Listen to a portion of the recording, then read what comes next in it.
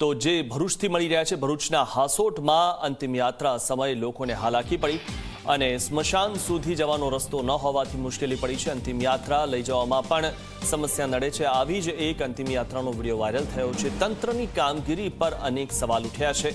લાંબા સમયથી અહીં રસ્તો બનાવવાની માંગ થઈ રહી છે, પરંતુ અહીંના લોકોની જે માંગ છે તે કાને ધરવામાં આવતી નથી અને અંતિમ યાત્રામાં પણ લોકોને હેરાનગતિ સહન કરવી પડે છે. તંત્રની કામગીરી સામે લોકોમાં ભારોભાર રોષ છે, કારણ કે અહીંના લોકો લાંબા સમયથી અહીં રસ્તો બનાવવાની માંગ કરી રહ્યા છે. તેમની આ નાની સરખી માંગ પણ સરકાર સુધી પહોંચતી નથી, અથવા તો જે બેઠેલા અધિકારીઓ છે તેઓ રસ્તો બનાવવાના મૂડમાં નથી અને અહીંના લોકોને આ રીતે હાલાકી પડી રહી છે.